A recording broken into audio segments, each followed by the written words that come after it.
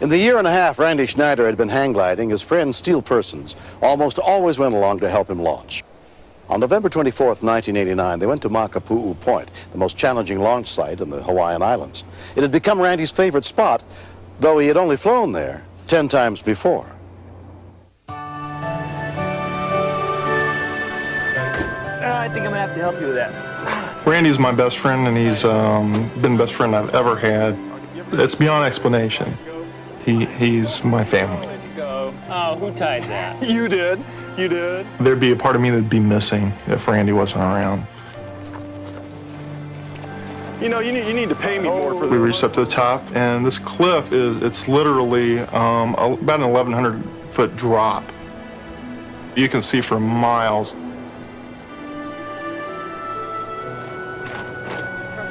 Dan Utinsky, a hang gliding instructor and pilot, was also getting ready to launch. Makapu'u requires enhanced flying skills because the landing field is so small and has obstructions in it. The first time I'd flown there, I'd been flying for 13 years, and it took a little bit to convince myself I was going to fly off of that box. It's quite intimidating.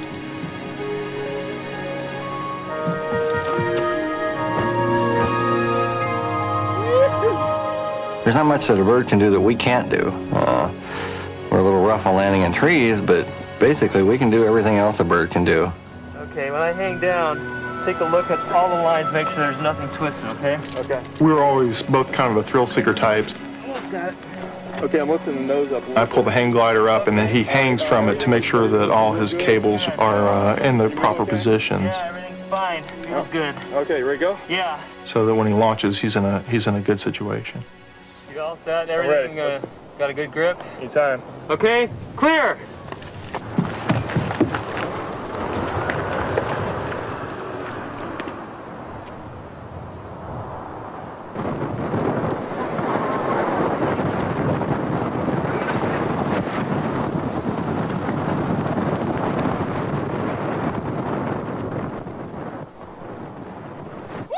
Way to go, Randy! I love to go up there and watch Randy. I'll meet you at the bottom! It is a very dangerous sport, and it's not something that personally I'd feel comfortable with.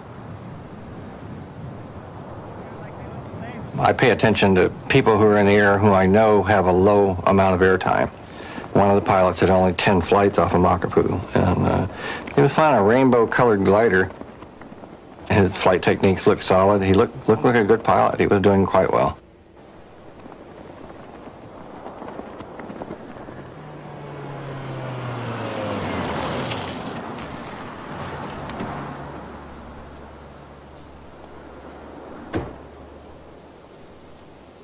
The landing zone, it's right next to the highway. At this point, it does get kind of boring because you're basically sitting and waiting on somebody.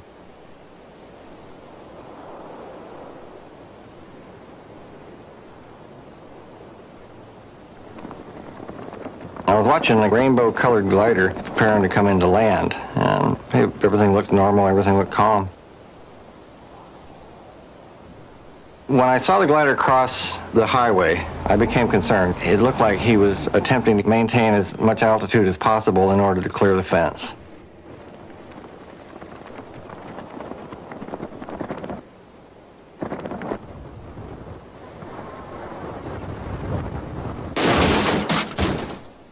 Randy! A lot of me did not want to go over there because I was scared that I was gonna find him dead. Even from altitude, it looked like the impact was serious. It would be like running into something at 35 miles an hour. He hit it hard. Randy! He was alive, but he was just gasping for air. Hang on. I told him, I'll be right back. I got to get some help. My friend's really been hurt. Call 911. The pilot was still in the glider, still harnessed up. And he hit the guardrail at high speed with his body, and he actually caught one of the sharp cornered edges at least once. He looked real bad. I was surprised he was still alive. This glider off of him. Can I help? Yeah, let me get. After we unhooked Randy from the glider, he seemed to be able to breathe a little easier. And it was at that point that I noticed the blood. Lift it up. It was coming from under the harness, but I didn't want to remove the harness because I was really afraid he was going to bleed to death right there on the spot. I felt completely helpless. There was nothing I could do. How are you feeling with the glider off? You all right? I haven't seen a lot of trauma in Vietnam. He was as bad as anybody I've seen. Most of them didn't make it, and I really didn't think he'd make it. Helps on the way, buddy. Helps on the way. Okay, how's your legs feel now? Try not to move her head.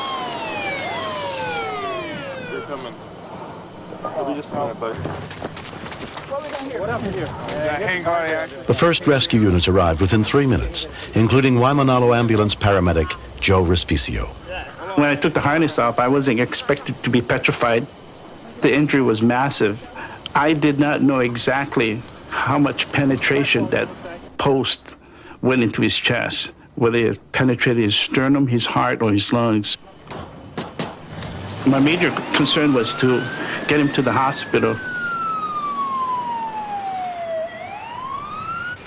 32-year-old Randy Schneider was taken to Castle Medical Center, where he was examined by emergency physician Sharon Laurie. We were really behind the 8 ball on this patient. His blood pressure was dropping quickly. At that time, I was very concerned that he was going to die. He cares about you. You have the best times in your life together. And if Randy had died, I would have lost the only true friend I've ever had. Over the next few days, Randy had 2 surgeries to repair the massive chest wound and rebuild his right shoulder. Laura, I'd like you to meet Randy. Laura Painter was a nurse at Castle Medical Center. I worked evenings, and the CCU nurses told me about a hang gliding pilot that was their patient. And the other nurses I work with assigned him to me, and they made me take care of him. So how are you feeling? That was all their plan.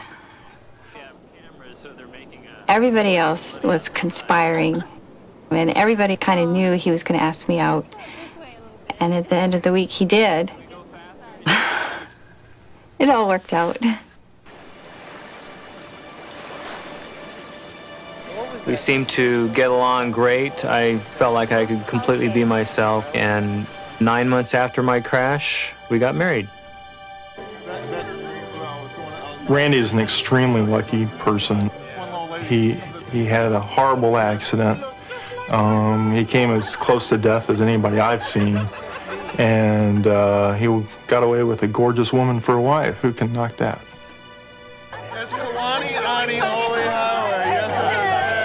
I remember Randy saying how he didn't mind being in the hospital. And he also mentioned that he liked the hospital food, too. And I thought, oh, if he likes the hospital food, then maybe they missed a head injury on him. To watch the sunset? I joke around with friends that when they ask how we met, and I'll tell them the story, and I'll say, I fell for her, or we met by accident. When you come close to killing yourself, I think you really start appreciating life a lot more. Even though I went through a very traumatic experience and a lot of injuries and near death, I think back when I'm with Laura, and I would do it all over again if I knew the outcome.